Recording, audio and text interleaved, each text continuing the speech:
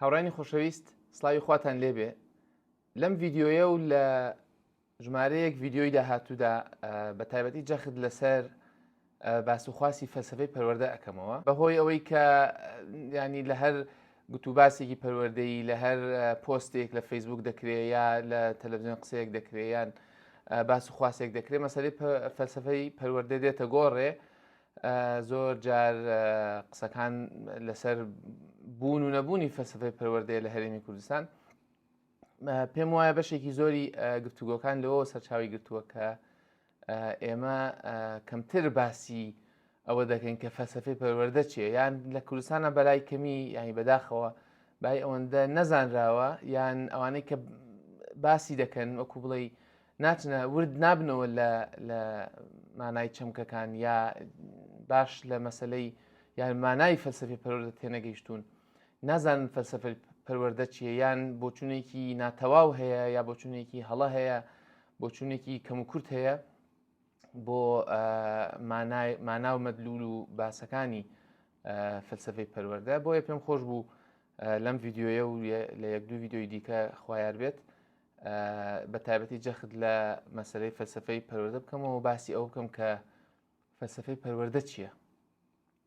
ئەگەر بە سادەیی باسی پێناسەی بکەین یا باسی بکەین یا سەرەتای قسەکان لەوەوە بێت بە سادەیی قسە بکەین دەڵێن فەلسفەی پەروەردە باسی لایەنە فەلسفیەکانی پرۆسی پەروەردە یا لایەنە فەلسفیەکانی پەروەردەیە باسی پرسە فەلسفیەکانی پەیوەست بە پەروەردەیە. دوو خاڵی گرنگ لەم پرس و لەم پرسیارە پەروەردەیانە یا لەم کێشە پەروەردەیانە یەکیان باسوخواسی ئامانجەکانی پەروەردەیە بەوەی کە ئێمە خواستەکانمان چین ئەو نرخانەی کە هیوامان وایە پێیان بگەین کە دەمانەوێت پەریان پێ بدەین یا دەمانەوێت پێیان بگەین یا گەشیان پێ بدەین یا دروستیان بکەین لە خۆمان لە کۆمەڵگا چین بۆیە ئێمە بۆ پەروەردە دەکەین بۆچی پەروەردە گرنگە لێرە باسوخواسەکە باسی ئامانجە پەروەردەیەکانە کە هەمیشە لە بازنەی فەلسفەی پەروەردەدا دەخولێتەوە. باسەکەی دیکە مەسلەی پرسەکانی پەیوەست بە پەروەردەوە یا کێشەکانی پەروەردەیە وەکو پرسی مافەکانی خوێنکار و دایک و باوکی خوێنکار مافەکانی کۆمەڵگا بەوەی کە چی فێربن چی فێر نەبن چۆن فێربن چۆن فێر نەبن ینی بەگشتی مافی خوێنکار لە پرۆسەی پەروەردەیی چییە مەسلەی باشترین ڕێگەکانی گەیشتن بە پەروەردەی ئەخلاقی یا بە بەها ئەخلاقیەکان و بەها مرۆیی و بەها ویجدانیەکان ڕێگەکانی پێگەیشتن یان باشترین ڕێگەکانی تێگەیشتن و ئیدراک چییە قسەکردن لەسەر تایبەتمەندیەکانی پرۆسەی پەروەردەیی هەنگاوەکان ئەو شتانەی بانگەشیان بۆ دەکەین ئەو ئامانجانەی بانگەشیان بۆ دەکەین تایبەتمەندیان چییە لەلایەکەوە ئامانجەکانی پەروەردە چین لەلایەکی دیکەوە ڕێگەکانی گەیشتن بە ئامانجەکان چین مافی کەسەکان چین لە پرۆسی پەروەردەیی ینی باسوخواسی فەلسفەی پەروەردە لەو بازنانەدا بەگشتی دەخولێتەوە ئەوانەی کە پەیوەستن بە فەلسفەی پەروەردەوە یا فەیلسوفانی بواری پەروەردە بەگشتی وەکو بڵێ دوو ئاراستە یا لە دوو بازنەی گشتیدا ئیش دەکەن یەکیان بازنەی ناوەکی پەروەردەیە ئەگەر بڵین ناواخنی بازنەی ناواخنە کە فەلسفەیە بەگشتی بە مانا گشتیەکەی چەمکی فەلسفە و مانا و بنەما و مێژووی فەلسفەیە بەگشتی و لایەنی دەراخنی لایەنی دەرەوەی لایەنی پەلهاوێشتووی باسوخواسەکانە کە دێتە سەر مەسلەی مامەڵە پەروەردەییەکان دێتە سەر مەسلەی باسوخواسی سایکۆلۆجی گەشە سەندن دیڤلۆپمنتال سایکۆلۆجی بە ئینگلیزی یا بۆ نمونە زانستی معریفی یا زانستی کۆگنەتیڤ ساینس بەگشتی باسوخواسی کۆمەڵناسی لایەنەکانی کۆمەڵناسی بابەتی کۆمەڵناسی و کۆمەڵە بابەتی گشتی من ئەگەر بۆ نمونە بە عەمەلی پیشانتان بدەم هەر بە پەلە سەیری کتێبخانەکەی خۆمم کرد ئەم کتێبانە ئەگەر ببینن کۆمەڵە کتێبن کە باسی پەلهاوێشتنی فەلسفەی پەروەردەکە ئێمە لێرە هەمانە philosophy of education بە دوو چاپیەوە هەڵبەت لەوەی ئاماژە بە هەندێک لە بابەتەکانی ناو ئەم کتێبانە بکەم بۆی نمونونەکان بەرجەستە بن دیار بن کە ئێمەڵێن فەلسفەی پەروەردە باسی شتێ ناکەین لە مەریخ لە هەسارەیەکی ترەوە بێت یا شتێ بێت لی تێنەگەین. Social theory and education theory کۆمەڵایەتی و پەروەردە لێرە sociology of education سۆسیۆلۆژی و کۆمەڵناسی پەروەردەیی کۆمەڵناسی لە پەروەردەدا یا کۆمەڵناسی پەروەردەیی هەر بەشێکە لە فەلسفەی پەروەردە یان ئەکرێت لە بازنەی فەلسفەی پەروەردە بخولێتەوە یا باس و خواسەکانی فەلسفەی پەروەردەیی لێرەدا خۆیان دەبینەوە. ئەم کتێبە ناوازە و سەرەکیی جۆن دیوی Democracy and Education دیموکراسی و پەروەردە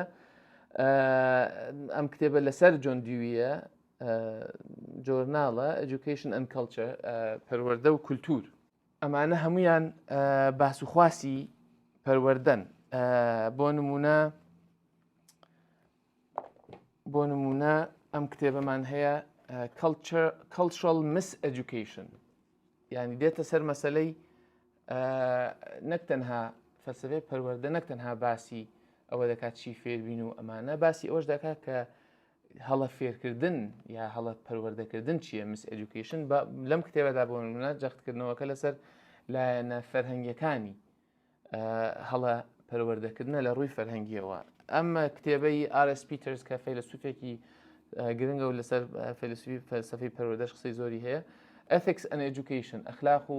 پەروەردە. کتێبی تر The Ethical Teacher مامۆستای ئەخلاقی Philosophical Essays on Teaching هەنێ نووسین و مەقالە و ئەمانە لەسەر ئەی فەلسەفی لەسەر مامۆستایەتی ئەمانە هەموو باس و خواسی فەلسفەی پەروەردەن. Critical Conversations in Philosophy of Education کۆمەڵێ گوتوباسی ڕخنەیی لەبارەی فەلسفەی پەروەردەوە یعنی نەک تەنها خودی فەلسفەی پەروەردە بەڵکو کۆمەڵێ گوتوباسی ڕخنەیی لەبارەی فەلسفەی پەروەردەوە کە خۆی لە خۆیدا ئەوەیەکی مەودایەکی دیکە بە گوتوباسەکان دەکات. Sociology of Education سۆسیۆلۆژیای پەروەردە کۆمەڵناسی پەروەردەیی بە دوو هینیەوە چاپیەوە من دوانم هەیە بەڵام زیاترش هەن کۆمەڵێ نووسین و کۆمەڵێ مەقالە و ئارتیکڵن کە باسی کۆمەڵناسی پەروەردەیی یەکەن. بەگشتی ئەمانە لە بازنەی باس و خواسی فەلسفەی پەروەردەدا دەخولێنەوە. ئێمە کە وەکوتم کە باسی فەلسفەی پەروەردە دەکەین زۆر جار هەیە لە کوردستان بەشێکی ئەو بەڕێزانە یا هاوڕێیان یا خەڵکانی دیکە کە باسی فەلسفەی پەروەردە دەکەن ینی بە وردی باسی ناکەین ینی بزەبت مەبەستمان چییە ینی وا باز دەکرێت کە ئەنەما لە بازنەیەکی خەیاڵی و لە بازنەیەکی سەیر و سەمەرەدا دەخولێنەوە ینی بە تایبەتی نازانین مەبەستمانە فەلسفەی پەروەردە چیە. بۆیە من لەم ڤیددیۆیە و یەک دوو ڤیددیۆی دیکە کۆمەڵە پرسیاری سەرەکی وەڵام دەدەمەوە لە هەمان کاتیشدا نمونەش دەدەم باسی کۆمەڵە کێشەش دەکەم کە لە کوردستانە هەن نەک کێشەی فەلسەفی بە تایبەتی ئەوە باز دەکرێت شڵا لە ڤیددیۆی دیکە بەڵام باسی کۆمەڵێ کێشەی سەرەکی ئەەکەم بە تایبەتی مەسلەوەی کە ئایا ئێمە فەلسفی پەروەردەمان هەیە لە کوردستانیان نا ینی قسەکان تا ئێستا لای زۆر کەس هێشتا لەو بازنەیەدا یا لەو خاڵەدا چەقیوە کە ئایا ئێمە هەمانە یان نیمانە وەکو بڵێ ینی ئەوە تۆزێ ئاو کێشە و لە کاتی خۆیدا بەێزنی خوا باز دەکرێت. بەڵام وەکو وتم ئەمانە کۆمەڵی نمونە بوون لەسەر ئەوەی کە ئێمە دەڵێن فەلسفەی پەروەردە مەبەستمان چییە؟